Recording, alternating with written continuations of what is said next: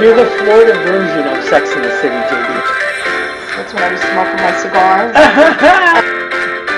Never stop chasing your dreams. And never say never. Don't be an asshole today. All right. Hey, welcome, Lisa. Thank you, JD. It's great to catch up again. I am so excited you're on the show today. Denise is unable to be here today, so she said to say hello. She just traveled back to the UK from being in. Yes. Yeah, I saw that. We chat a bit on Threads, and I follow her adventures over there. Yes, she has her in-laws in town from Australia. Oh, there you go. Good people. Family. Yes. I want to say Brisbane. I think you guys chatted about that a little bit first time. Yeah, I think they are about in similar sort of area. Mm-hmm. Yeah, not a huge distance. So I think they leave today or tomorrow. So she's with her in-laws. So she said, cool. Hey, but hey, she'll just get FOMO for missing out.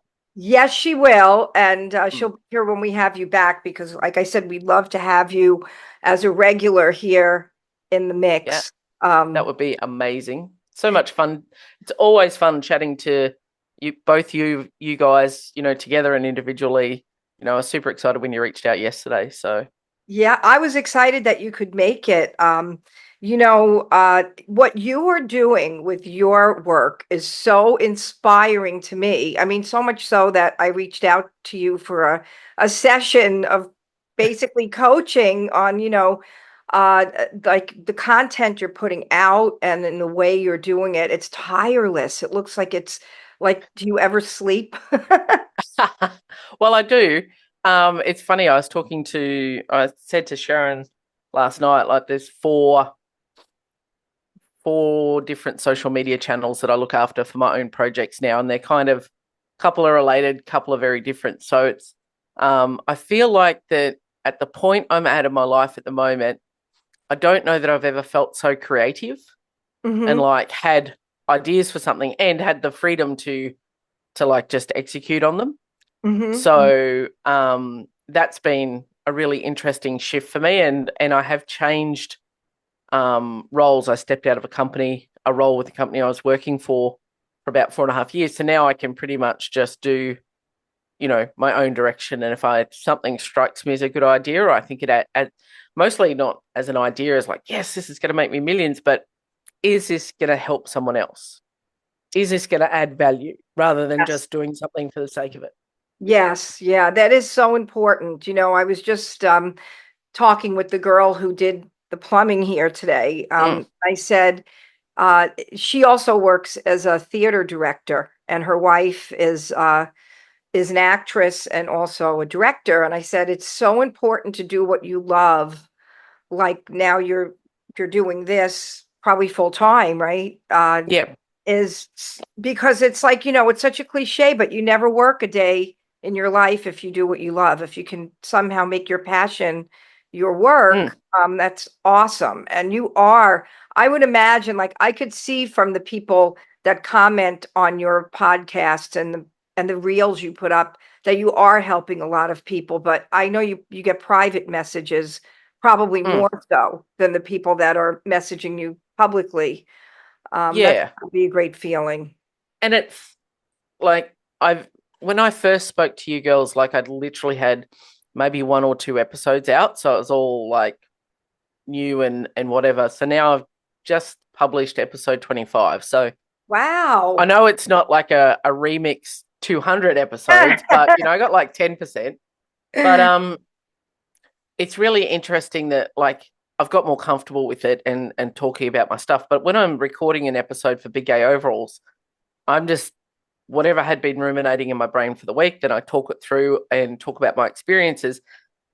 And it still blows me away when people go, oh my God, like I needed that, or where has this been? And people are still now, like I feel like the podcast has been out there now for a while, but there are still people who go, how have I never seen this before? How has this never crossed my path before? And they share a little bit of their story, which is incredibly powerful to me, to think that something out of my brain has helped them either get some clarity or see things just a little bit differently, or even just to go, oh, I'm not the only one that thinks these things or has gone through this sort of space. Exactly. Because even though we live in a time now where the whole being part of the LGBTQ plus community, no matter where you fall in the rainbow, so to speak, uh, it's not so easy. It seems like, and it is easier in a sense from our generations. Because I'm a little older than you, so I think, every generation it probably got a little easier, but it's not, depending on where you live makes a big difference, because I've always lived in either, New York, Florida, but close to Miami, Fort Lauderdale, where it's not an issue. But if you live in a little town in the South in America, or and I don't know where in Australia, I'm sure you have the equivalent there, if you live in the city, it sometimes is just as difficult as it was in the 60s and the 70s, people to come out. They haven't progressed, and it's the small town I grew up in. I heard words like, lesbian, dyke, butch. They were insults. They were not something you wanted to be. Yes. And, even when my wife and I moved to our current house, we're in a very small town. Like, there's 1,500 people here. Like, well, how's this going to go? And it's been like amazing. We've been, just embraced into the community, and we're like, oh, okay, cool. But you still have that little thought if you're out of the main metropolitan areas, and particularly like, the political climate in America and in other countries, it makes it really hard for people to be who they want to be. So you're right. In some ways, it's a lot easier because someone can come out now at 10 or 12 and people go, yep, that's okay. You can identify how you want, be what you want, do all those sort of things. But it's still a journey to be able to do that openly in a lot of places. Oh, definitely. It's funny. I experienced that same thing with the word lesbian growing up. Was like a bad word, like an insult. It was considered an insult. And when I was coming out later, I have a similar story to you as far as that, being married and slowly coming out of the closet. Being on Denise's show, The Lesbian Lounge, made saying that word easier. And it didn't seem like an insult in my own brain, So when I did finally come out, it was not, it didn't seem like a derogatory, uncomfortable word anymore.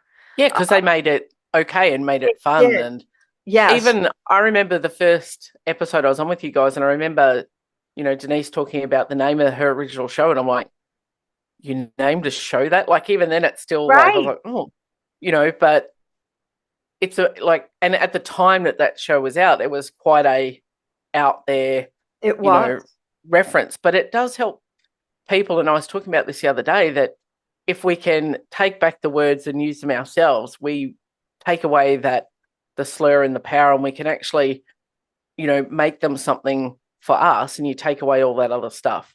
But you've got to get past that little ick that you have inside by saying the word. So I would just make myself say it. Yes, that is so true. So true. And back to their show, they were so ahead of their time, like you said, like in all of the content and what they did, including the name of the show.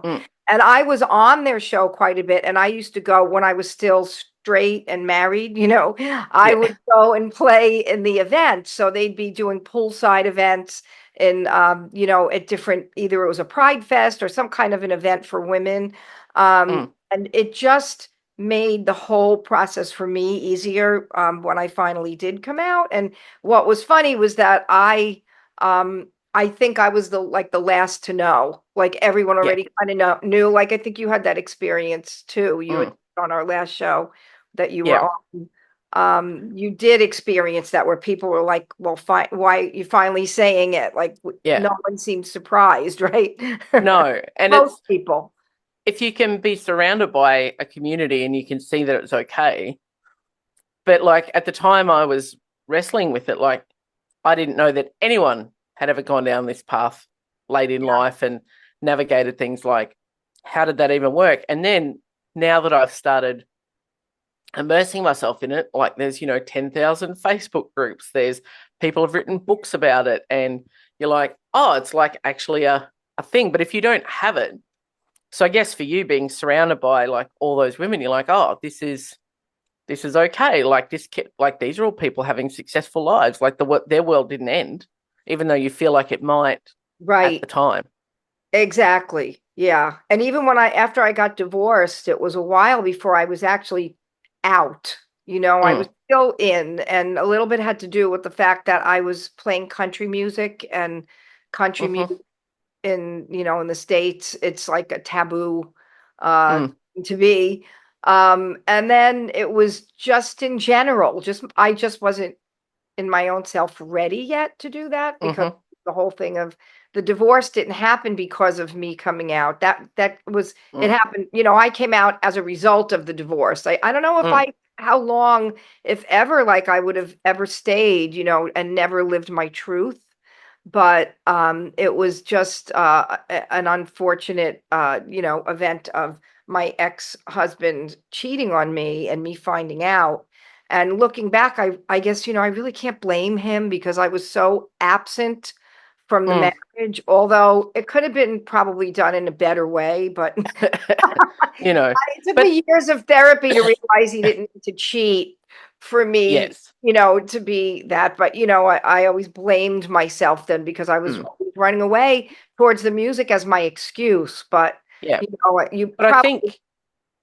I think too, like you can, sometimes the universe does universe things. And if you're not on the path that you are meant to be on, because I think, we all have, things that we're meant to be doing, the universe will send you signs. And at some point, if you're not doing what it thinks you need to be doing, it's going to punch you in the face with something, like, I don't know how many times that I've stayed in even like a professional relationship too long, and it's got, toxic, and it's not serving me, but I'm hanging on and hanging on.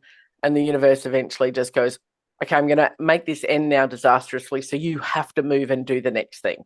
You have to move. Yes. Oh my God. You were so wise, Lisa, because that's so true. I denied it. I kind of was in some ways, it was put in my face that this was happening, that there was another woman. And I just kept looking the other way. I kept traveling. I kept playing gigs out of town, and you can only ignore it so long before it punched you in the face. And in my case, it was the woman he was cheating with was pretending to be my fan. Oh, Lordy. I never saw her. Like, she said she knew me from the certain place I played, and I couldn't put a face to her. And I'm like, hey, but as my fan, like, I didn't know who she was. She said she was a 28-year-old bisexual woman. Instead, she was a 52-year-old straight woman having an affair with my husband. But that's how she did it, right? So when I wasn't getting it, I guess it frustrated her so much that fan revealed it to me. And if he wasn't saying anything, he wasn't saying anything. So she's like, okay, well, I'm going to force the issue kind of thing. I know when universe thing, I think you're right about that. You can only look away so much before it just. Because I was living, after I'd had my Catalyst relationship, I was still living like in Sydney, which is, 700, 800 kilometers or something from my home, where my home was.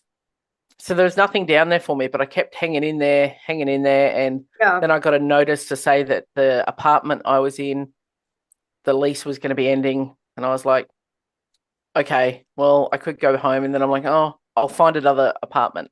And I sort of kept hanging on. And then I was a contractor for doing project management for a company. And I turned up one day and they said, oh, we don't need your services anymore. So it took away my job. I'm like, I have no choice. I have to go back now. Like, I have to, go back. And it was like, okay, well, you took away all my excuses. I now have to go back and, see what my life is. So yeah, it's happened so many times. You don't see it at the time when you're in the middle of the storm. but then afterwards you're like, oh yeah, I wasn't listening. Yeah. Yeah. It's, you can only run from the universe so far, so much. I really so Yep. much have started to really pay attention to that recently. And I've done a lot of work around, and I put out just a small ebook thing about the cost when we're not living authentically. mhm. So, everyone talks about live your best life, live authentically, and rainbows and unicorns and this, but no one's really talking about here's what happens if you're not, like, here are the signs. Yes. And, when I look back at it now in my life, the way that it played out, I'm like, oh, that would explain, the bone tired, because like our body and our heart and our soul know what fits for us. And if we're living in alignment with that, we're like a well-oiled machine, everything goes. But Mhm. if we're not, you might have weight issues or skin issues or Totally. energy issues and all these sort of things, because that's like your engine warning light. But we don't often see it, because then if you go to the doctor, they just treat you for the symptom or what's presenting. And it's not until you Right. actually go and then do work, you're like, oh, that's because of that. Right. Okay. That's true. Yeah. So, I mean, it tells our bodies and our brains and everything else tells us stuff. It's just if we, look beyond the superficial, and sometimes you don't want to, because you're like, oh, this is a bit sticky, this is a bit tricky, this is a bit uncomfortable. Yes. Yeah. And then you go, okay, well, I'll just move on and I'll just medicate that. So then people get in the habits of, Right. drinking, food, shopping, all the things to Mhm. make themselves feel better and ignore that. Like you're traveling. It's like, Oh, I'm yeah. just going to go on tour. Let's have another tour. Let's go. Right. Like, yeah. Exactly. Yeah. Exactly. And then you blame, I blamed myself initially, but like I said, years of therapy Mhm. kind of helped me feel better about that. But yeah, you are so right in all of what you're saying. And how many years has it been now that you've been living out authentically and, spreading the message, so to speak? So I started coming out in January 2021, and then I told my husband in the June. So it's been about 3.5 years, coming up to 4 years, June this year, when I can say, like, everyone that needed to know knew. And then I just started, living life. And then, after that, Sharon and I started a relationship, and like, okay, cool. This is who I am. This is, what I want to be. Wow, you've done so much in the 3.5 years to shake things up. And really, it's only been the last then 6 months I've like fully lent into it by telling my story and sharing my experiences and being quite open and honest about things, and even some things that I'd never talked about before except to one or two people, and just putting it out there. So it's the last 6 months have felt like this huge awakening, sort of is the wrong word, but it's just where I've really lent into it and gone, okay. And then from that, like, people have said, where can we connect with you? Can I talk to you? And that's, so then I lent into my experience as a coach, is like, okay, well, maybe I can work with a couple of people and maybe I can help them, because I'm not telling people what to do. That's the beauty of being a coach. If you're actually a coach, you're not saying, follow my 30-day plan and you'll feel, authentic. Like, that's not how it works. But helping people trip over their own truth and say, hey, like, oh, why is that important to you? Why do you feel like that? What are you afraid of in this? And then work through that, rather than, just here, go do what I did. Because my story is different to your story, even though we have similarities. The way that I went about things is not going to work for everybody. And that's my asterisk on the podcast. Like, this is just my interpretation. This is my belief. This is how, even when I was talking about the labels, I'm like, this is just how they make me feel. I don't want to offend anyone. This is how it made me feel. Yeah. And, you can share with me your experience and your version of that, but this is just me talking through my things. And if it makes sense, great. If it doesn't, cool. Right. There's some, I think there's a a gap or a leeway where everyone's got to find their comfort zone and what they feel. But the fact that you are doing this work so soon is just like you just dove right into it and you're like, this is where I'm at. There has to be other people in this situation and that may need me to talk with them and tell them about my experience, which I think that helps with so many people and whatever the situation is to say, I'm not alone.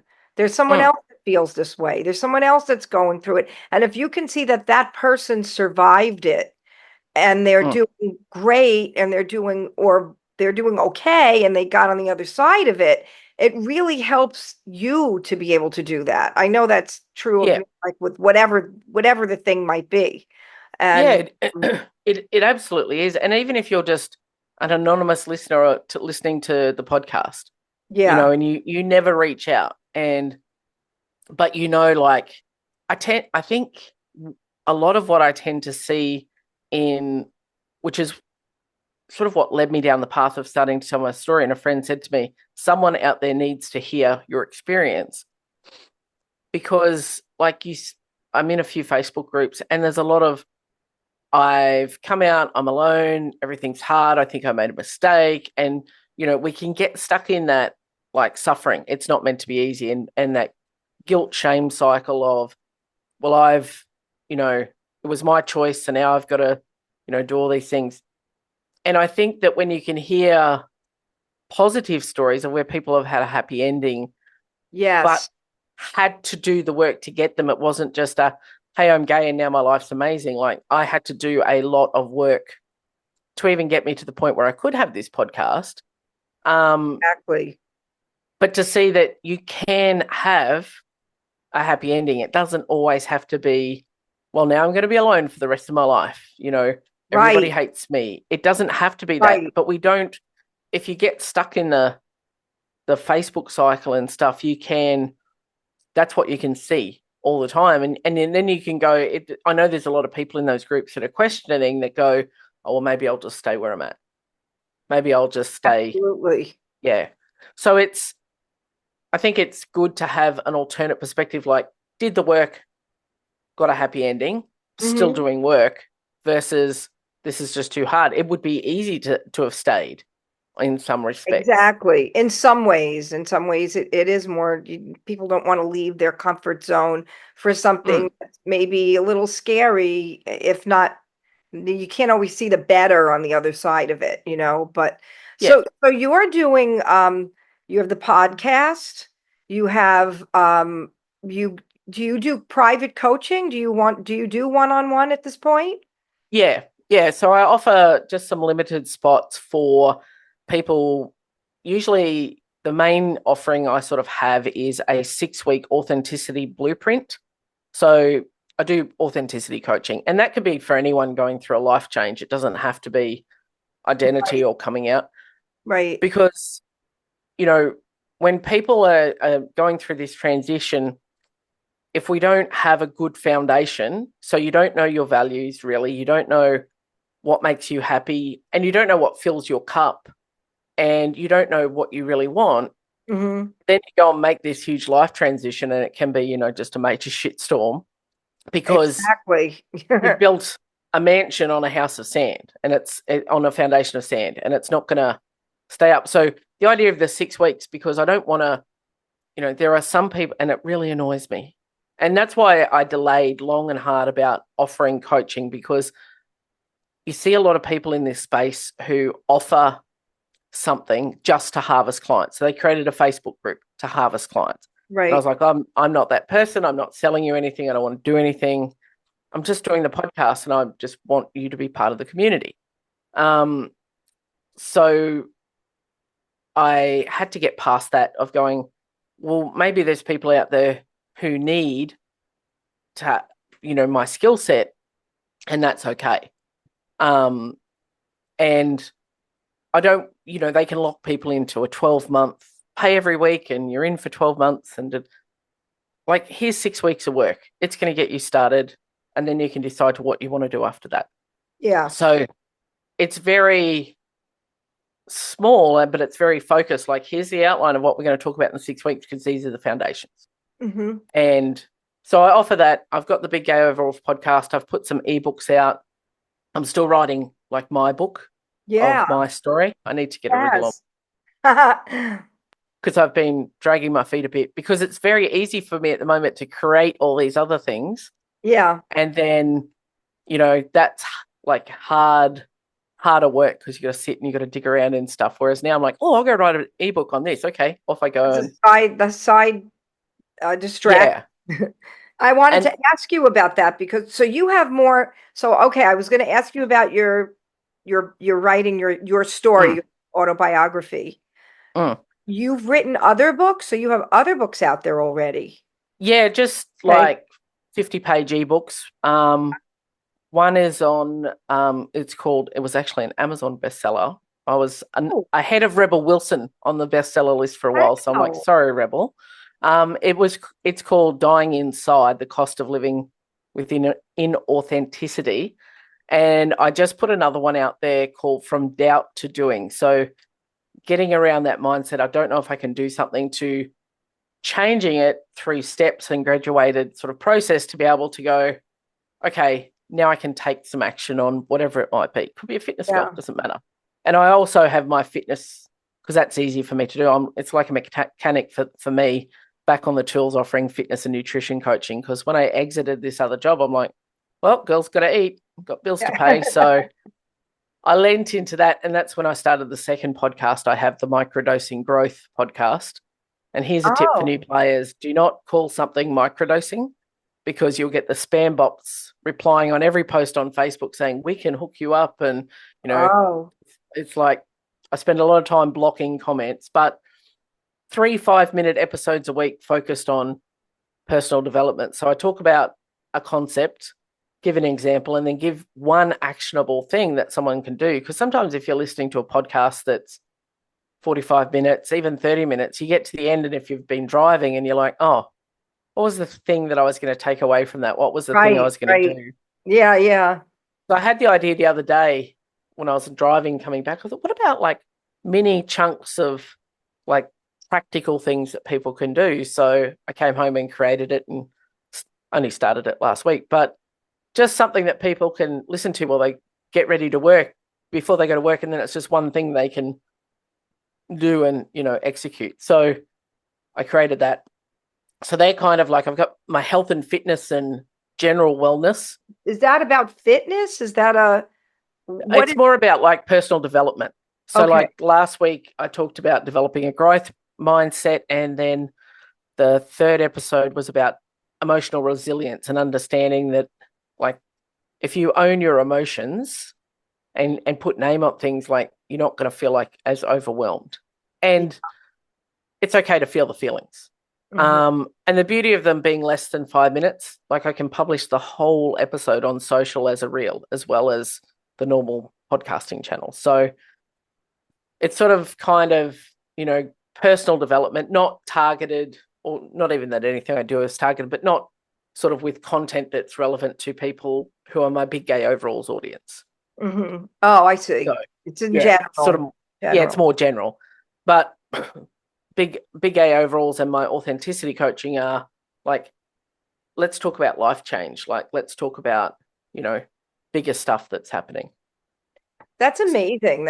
You're a busy, very, very busy woman. Time blocking is one of my superpowers, because otherwise it'd be very easy for me to sit in front of the TV or with the laptop and keep working, for whatever. So I've like blocked out time in my day. It's like, okay, this day is going to be for recording. This day is this, and schedule out as much as I can. So the content happens automatically, so that I don't have to remember, I've got to go post on this account and post on that account. Like, there's only 2 accounts that I have to physically post on. And then it's just, that takes away the bulk of the work. I do all that like on a Sunday, and I go, okay, my Lisa Kirkman authenticity coaching is out there, Big Gay Overalls, that content's happening, record a podcast, edit it, it's up and ready to go. And then my fitness stuff, I just post, every day, just as a, what are people talking about? What do they need to know? And then just writing in general themes. But Otherwise I'd be stuck on my phone, which I really don't want to be, like all day Yeah. checking stuff. Yeah. So I have to be a bit structured about it, but I am very good about compartmentalizing in my brain the different sort of things that I have. And Sharon and I were talking. She said, I think that's a trauma response. I said, oh, probably from a lifetime of stuff, but I'm using it to work for me, not to shut me down, kind of thing. Yeah. Mm. Speaking of Sharon, how much she, I know she's super supportive. I've told you I love the episodes on the podcast she's on. It's really nice to see her, the two of you, like your take on things and discussing sometimes, from a personal perspective or her perspective and your perspective. Is she part of any of this with you, or is it your work and she supports what you're doing and weighs in every once in a while? She weighs in a lot at times. Yeah. I did one episode. She goes, it sounded a bit like you're telling people what to do more so than talking about your own experiences. She says it was still a good episode. So she listens to every episode. The episodes she's on usually perform, super good. So super well. People enjoy that. And because like we're just naturally us, like we have a bit of banter, a bit of fun. And she the last time she was on, I think we did she got to ask me questions and put me in the hot seat, and she really loved that.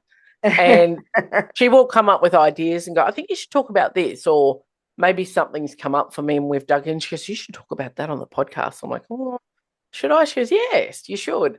And some of the Instagram stuff I'd put out, she goes, oh, it's got a bit the same.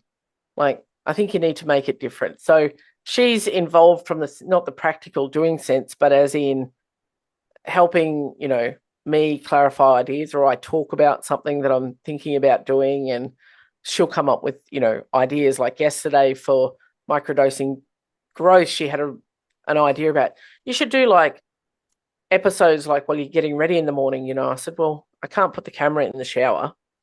and a different page. That's a different different page. And she goes, oh no, you're just in your swimwear or something. I went, yeah, but I can't put the microphone in there with the water running. The audio will be terrible in the bathroom. And she's like, okay then. I said, it's a good idea, honey, but it's practically, we have to just think about how you'd make that work. And she's like, okay, I'll think about it. I said, all right. So we have, we constantly talk about stuff, even with her work that she's doing as, she does all telehealth as a counsellor now. And, we talk about stuff that she's doing and scheduling and, tin tacks of that. And then, it was very difficult for me to make the transition out of the company I was working for, and I was attached for many reasons. But, she was really pivotal in helping me make the decision to see, like, this is not serving you. This is not a relationship of reciprocity. This is not healthy. This is not good. And, she was angry on my behalf because she couldn't see me get angry, kind of thing. And we had some really challenging conversations, but we can do that. And, it's like, okay, well, I got to do what's best for my family, and that's a non-negotiable. So, So, she loves, saying, oh, I think we should do this. And she loves, when I have a guest on and talking to them about their story. And she's thankfully stopped making me rewatch the episodes on the big screen TV. So generally listen to it in the car. If I say, oh, there's a new episode up, we could be on the phone and she's driving back from somewhere, and I'll say, oh, the new episode's just gone up. All right, bye. I'm going to go listen to it now. Oh, wow. That's really nice. That's she's really amazing. Cool that she's interested in that. With my, I don't know, with our podcast, like I don't usually ask the people in my circle, have you watched the new one? They'll say it, they may mention it, they may not. But with my music, when I'd be working on a new song, I remember I'd be in the studio, and this is like kind of like a joke, like all of us writers, when we have partners or people in our lives that are not musicians, they'll be like, well, what's the new song you're working on? And if, original music, people always respond to what they know, right? So Mm. I'll start playing the song, and like 30 seconds in, they start talking. And it's like, so now I'll go, could I have 3 minutes and 32 seconds of your time? Please listen to this song and not say anything. But typically that's what happens. But Danny is not like that. Danny is she will intently listen and give me her her response. Mm. It's nice that your wife does that, that your wife is Mm. rushing to go listen to the episode. The fact she makes you watch it on the big screen. I did that in the beginning when Denise and I first started Rainbow Remix. I would Mm. watch it, especially the first like 3. And then Mm. after that, I listen in the car. I'll always listen the next day just to make sure everything edited right. And even though it's out in the world already, I just like to make sure. How did this one go? Like, do you find yourself critiquing? It's hard sometimes because you critique, right? And I you're like, tend to, it's funny, I spend a lot of time chatting to Angela Briones, and she hosts the Gay Podcast for Everyone. It's an amazing podcast. And like she goes, yeah, I'm like up to editing and it takes me hours. And I'm like, oh, I'm a bad podcast then, because I just like record, because I don't like hearing my own voice. I've got better at it. I just run it through, I put a end title on it, a beginning title on it, and then send it out. And then I use Descript to come up with some reels for me, so I don't have to scrub through and find that. Yeah, I And remember. I don't even need to listen. I can read the text, go, yeah, that makes sense. Export it, done, kind of thing. And so the microdosing growth podcast, I have to do. I want it to be a little bit different, so I spend a little bit more time taking out, some filler words and stuff. But I get, like, again, Descript to do that. But I will not listen to the episodes, and unless Sharon makes me watch it, I don't watch it, because I still like. And if she does have it on the screen and we're watching it, I'll have my laptop doing something else. So I don't feel like, I know when I export it and it's done, and then I run it through Final Cut Pro and stuff to everything looks good, then I put it up. And if I know something went wrong in the recording, like I'll try and I'll write that down so I can go back to it. But really, it's very authentic and unfiltered. And if I started that process of like editing every space, every gap, no episode would ever see the light of day. I'm guilty of that. I'm the one, like Angela, that I will take sometimes like a lot of times I will edit on a Sunday. I'll start Sunday morning, and our show goes up typically Sunday evening or Monday the next day. I will be spending sometimes almost the whole day because I don't like the lighting, and I think I'm going to change this lighting here, and I don't like the way I sounded there, so let me edit, clip, and splice. I've gotten really good at it. That's the one good thing, is I've gotten really good at the editing process of really getting it where like I can cut it right on the end of a word if I don't like something I said. But you're right, you could go down a rabbit hole where, and I know my tendencies. Like, I can be a perfectionist, and totally, it's just going to be, a car crash. Like, if I have a guest come on, I'll make sure their footage is making them look as good. Like, when Ange came on, there was some issue in like the quality of her recording. I wound up putting it through 3 different sets of software to get it up to 4K and bring it up as good as I could for her, so that when I put out a reel, it looked great. Like I spliced together 2 streams of footage and did a heap of stuff, because like it was important to me that she looked good and felt good about absolutely her appearance. So I'll tend to put a lot of care and attention for a guest, but like but that's easy for me to watch their stuff and to tweak it. But like, if I don't have to see my own face on there, that's great. That is true. I mean, I also, same thing, like if there's something where a guest if you can't hear them, or if there's something that that didn't, something, a background noise, whatever, I will work extra for that as well. But Denise is more like you, where she's like, go ahead and edit. I don't think she cares if it takes me 3 days to edit. That's me doing that. Stuff's going to happen, like a dog's going to bark, or, Right. like sometimes if at the moment I'm recording on Thursday nights because Sharon's out, because at the moment we're sharing an office. So, and this is where I would normally record. So she's on here and calls through the day. Like I wait till she's away for work and then I come in and I record.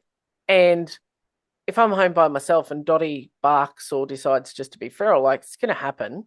Yeah. So I talk about it like she's better. walked around and, oh, Dottie's just coming in the background, like, don't She's pretend it weighing didn't in. happen.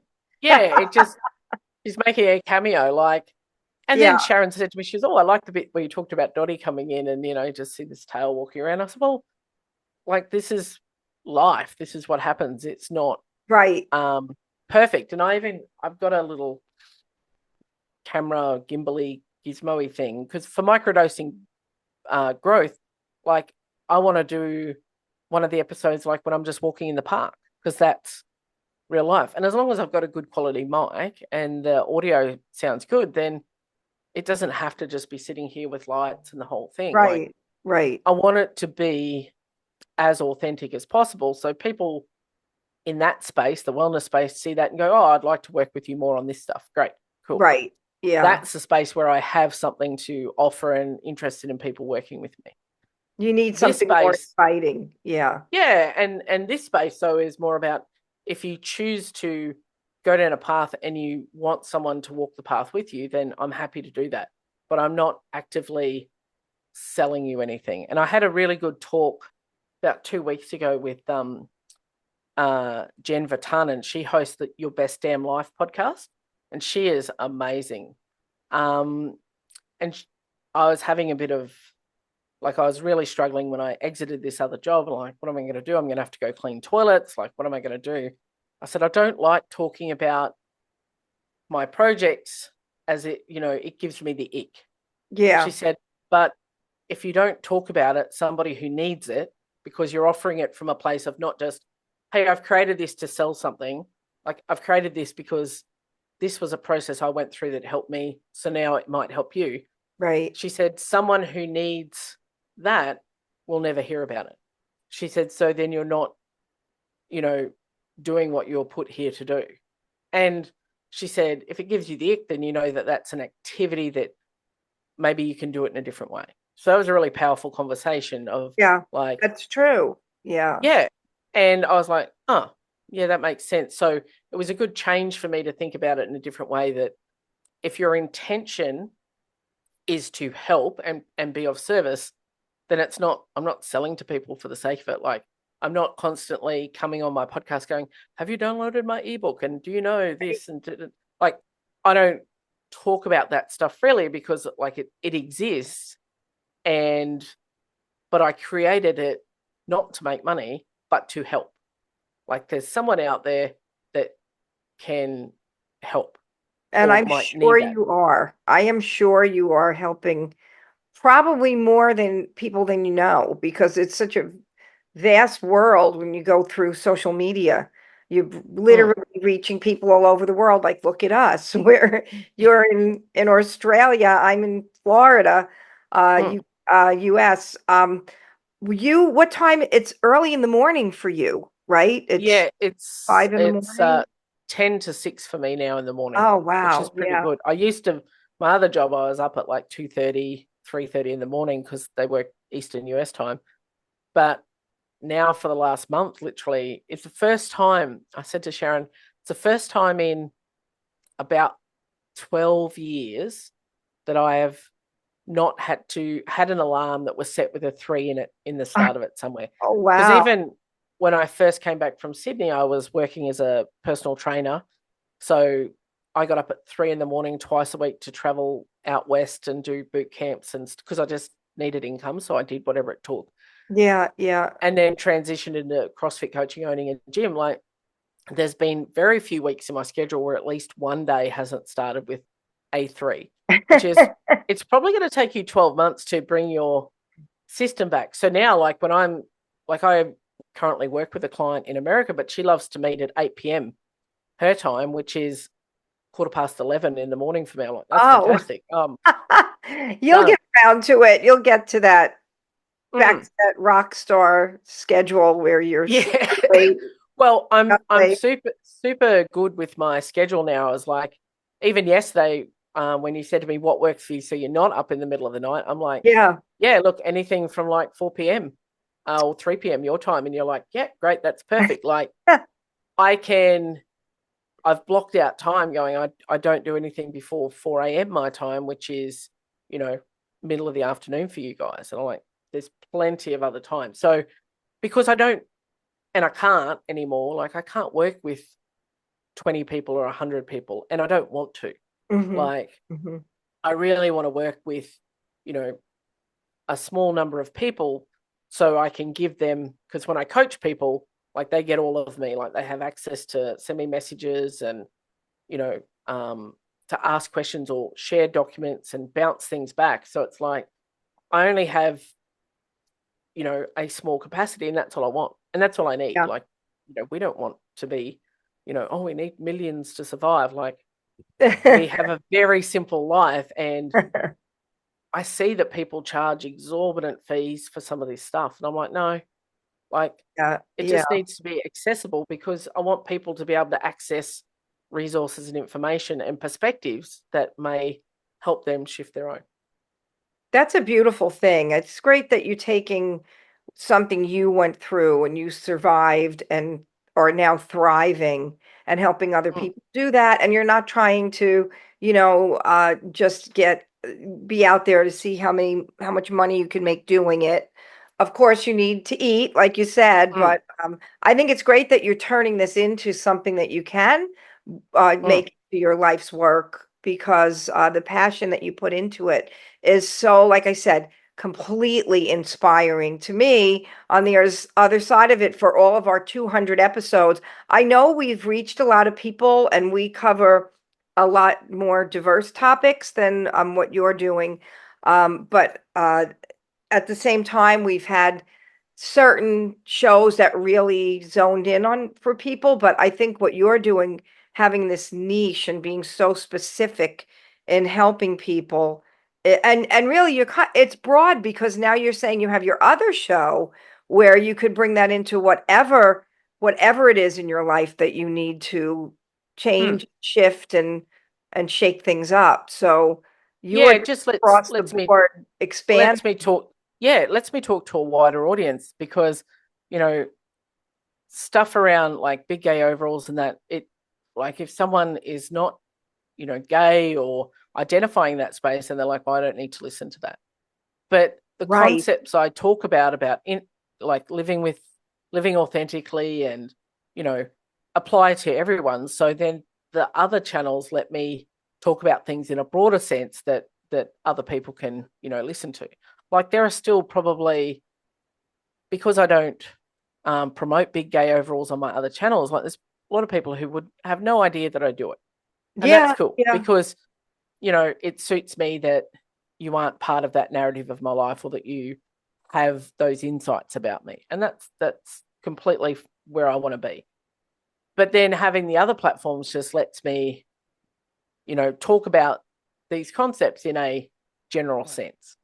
And, what I do can apply to everyone, but if you take away the label or the brand behind it, then people are like, oh yeah, okay, cool. I thought, well, I talked about this to this audience, but that's cool. But if I told you it was under this banner, you're like, that doesn't apply to me.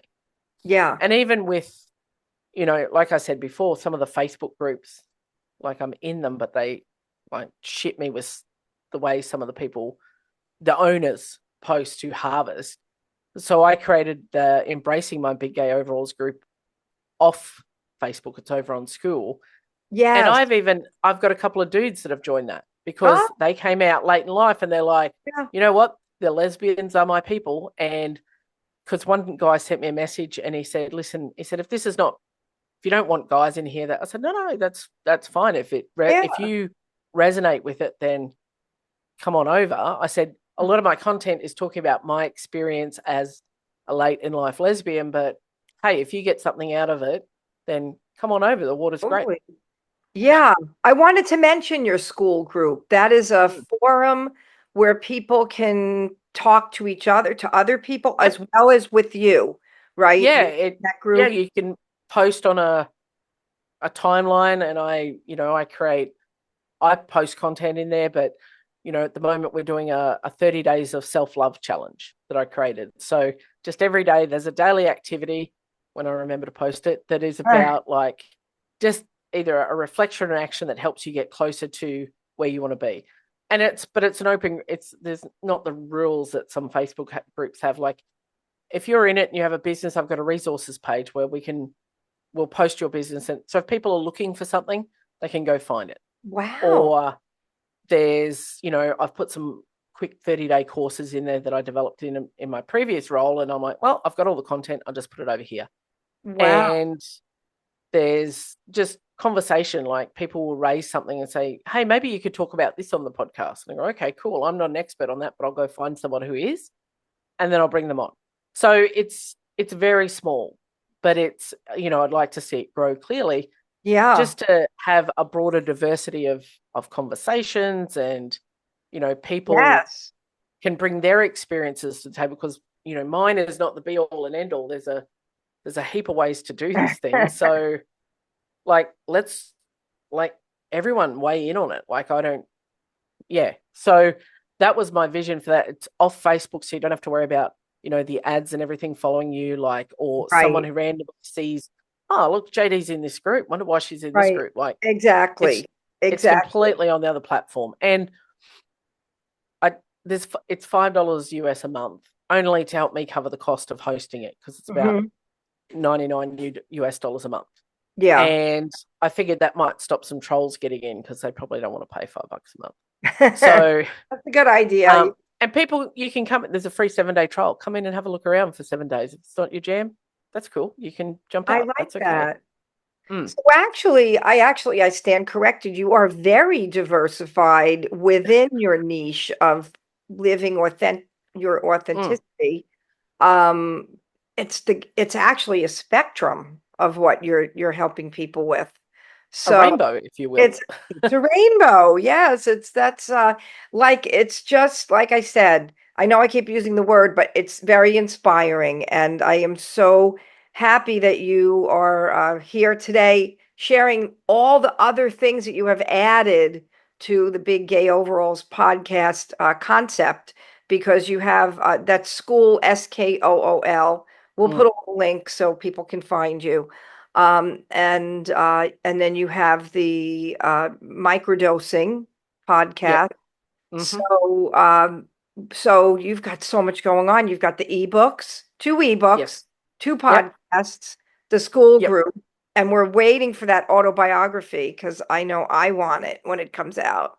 Yes, I actually had a conversation with a good friend who's written a book as well, and she gave me the roadmap of what it takes to get it published, and stuff I didn't even know about. So I had a call with her last week. I'm like, at least I know now it's not just here, put this together. And so I've got the roadmap now, and this week I've got some time.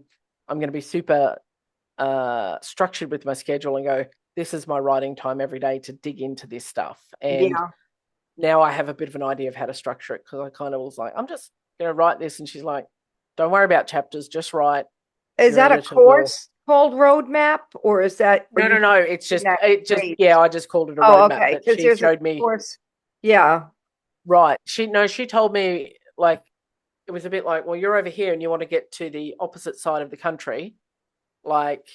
Here's where you're going to need to stop along the way. And I'm like, rather than just, here's this thing, publishing a practical ebook. I went through Kindle, I self-published, and just to teach myself the progress. She said, but for your big girl book, you're going to need, if it's going to be one that's sold in print as well, not just online, there's some other things that need to happen. I went, oh, okay, because she's just about to do her second book. She goes, here's some of the things that worked for me, here's some that didn't. So that was super helpful before I get too far down the path. So I was hoping to have it out by March. She's like, ooh, Oh, Mhm. that's a bit of a stretch. She goes, Yeah. have it written by March and then aim to have it out like second half of the year. So that's now Yeah. my Yeah. goal. She said, because you can't control how long an editor takes to, depending Right. how long it is, to get back. And then they're going to have feedback. Say, tell me more about this section, or what's this section mean? Because it doesn't seem Right. connected. And Right. as we're writing our life story, everything's important to us. Whereas they're looking at it from a reader perspective going, it seems kind of redundant. And you're talking about this person and you haven't introduced them anywhere else. Like what's Right. Right. That happens. so Yeah. yeah. So that was super important for me to at least get that bit of understanding. And then when they send stuff back, you're not like, well, I just wrote a shit book. Thanks. Like, you know that that's what's going to come back and what they're looking for. So I'm like, okay, that's cool. So that's the process I'm at now. And I am aiming to build into my schedule like 2 hours a day to just do that deep writing work Oh, and just hit wow. and write. So I need to take myself off to a cafe. That's where I do my best work. And I can just sit there and write, no dog, no nothing. I can just distraction. dig in, and I've got a big list of like my core memories and things that mean something to me as a bit of a bones, and that's what I'll talk about. And then, the second part is really as my life evolves. So it is coming. I promise. I'm working on it, and I'm going to be very excited to get that out there. Like, that's going to be That very is cool. awesome. Well, like I said, we hope to have you as a regular to come back and Love be in to. the mix. And I so appreciate you being here today. And I so appreciate you helping me when I had reached out to you to help me on how you are. So you're diversified, but yet you're like under an umbrella, which is really so difficult to do when you're a scatterbrain like me, where I'm like all over the place, So I know I got a lot out of our meeting, so I know that anyone that gets to coach with you, have you as a coach, is, I'm sure, getting a lot out of it. It's a fortunate place to be. So I recommend, Thank you. definitely recommend getting in touch with you and getting some one-on-one. I think I like to, in some ways, I'm lazy because I actually I like to work smarter, not harder, and be efficient. So, I love that chat with you, and I'm like, oh, I do actually know what I'm doing, like when I'm creating stuff. And when I hear people say, oh, I want to start a podcast, but I don't know where to start, it's too hard. It's like, literally, you can do it in less than a couple of hours. You can have something, you've got your phone, that's all you need. And I like to try and I guess that's the approach I take in my other work, is that I like to de-overwhelm and decomplicate things for people and go, no, like, you can do this in 3 steps. It doesn't have to be hard, because our brains will make things hard so we don't have to do uncomfortable things. Totally, completely. And Every I loved which I think you should make like hats or some kind of merch. Your mess, my mess is my message. You said that on the first show, and I know, and I love that. You said that to me afterwards. You said that, or I might have said it on the show. You said that needs to be your tagline, and I've used it so many times, and I think of you every time I use it.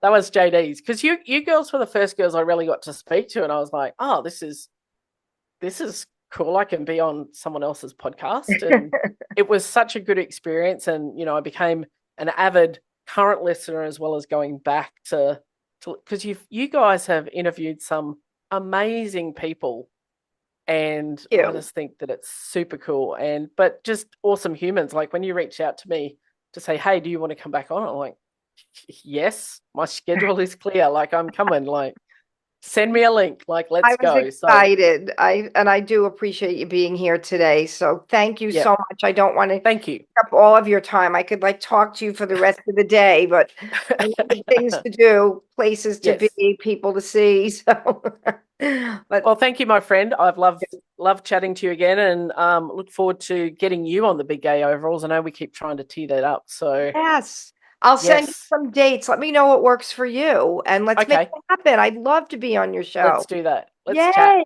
All right. Next time Denise will be here too. So perfect. Awesome. Thank you so much, Lisa. Thank you.